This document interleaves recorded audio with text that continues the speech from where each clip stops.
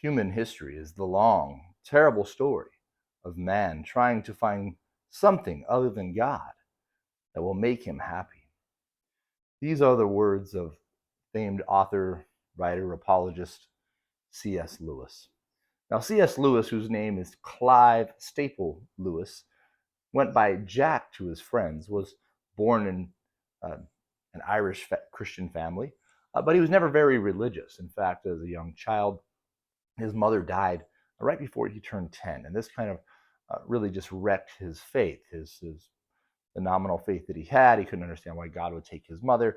His father turned very cruel after this time, and he went to a boarding school whose director was kind of an unorthodox spiritually in her thinking, and it kind of finalized Lewis's descent into atheism, which he became a very prolific writer and thinker as an atheist. And he was at Oxford College in England.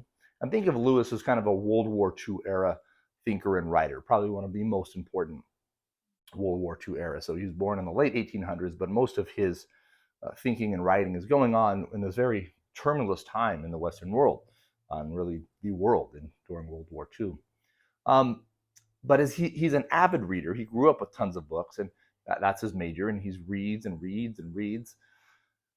And a lot of the writers he read, and his favorite authors, the best writers he said that he read, were all theists or Christians. They all believed in God, and their writing reflects that. And so it challenged his thinking, because he's ultimately a person that is not a Christian, and yet he finds that the best writers and thinkers that he's gleaning from are Christians. He then begins to work and associate with other professors there at Oxford, men like J.R. Tolkien, who by their own right were great writers, the writer of The Lord of the Rings, and they also are Christians. And they kind of challenge his thinking in a lot of ways. And so for Lewis, there's kind of this mental battle going on long before he comes to Christianity, in which he is intellectually wrestling with life and logic and the things of the faith and just the sense of reality. After his conversion, he will say this: I believe in Christianity as I believe that the sun has risen, not only because I see it, but because by it I see everything else. And he's referring to the sun, the sun rising, right?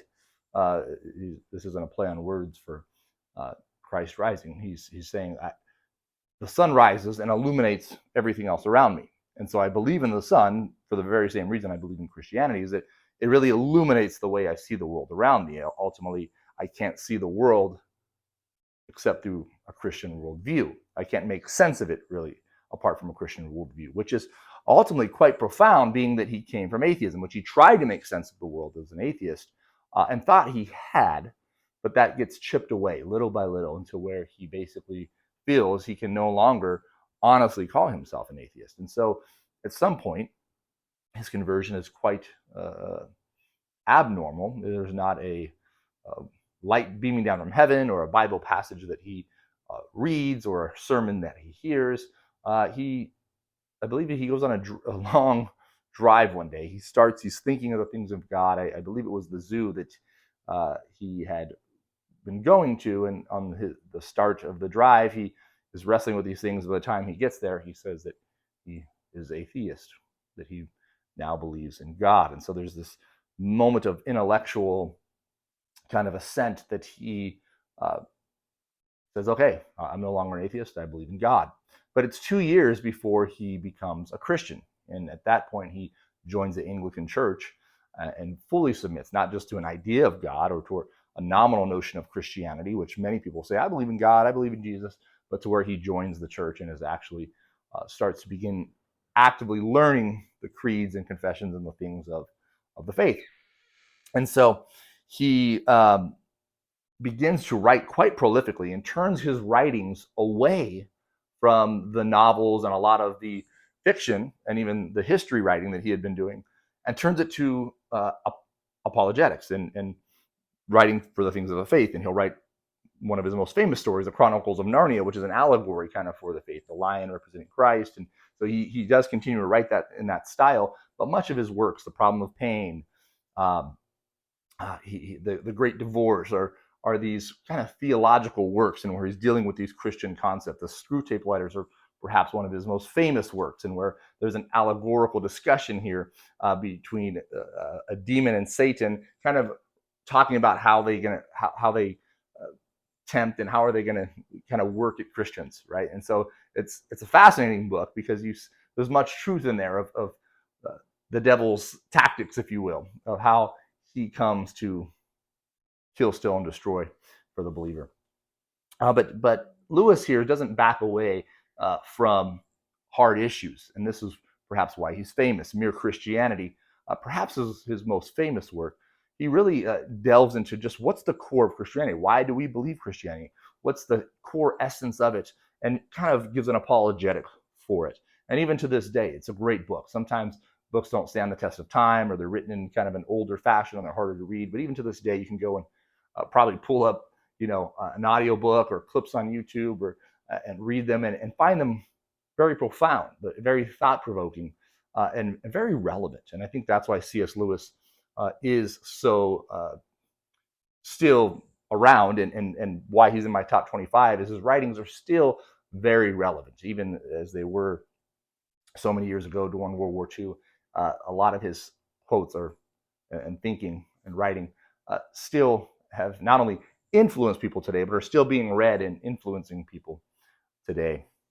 He has a few quotes I'll end with. He says this: to be a Christian means to forgive the inexcusable because God has forgiven the inexcusable in you. He also says this, that and everyone looks for peace apart from God, because God can't give us peace and happiness apart from himself, because there is no such thing. Also, the Christian does not think God will love us because we are good, but that God will make us good because he loves us. Hopefully that encouraged you today. Look up some of his stuff, a few quotes. There's tons of quotes you can read, and they're all good. So you can probably look up 100 by Lewis that you'll be encouraged by.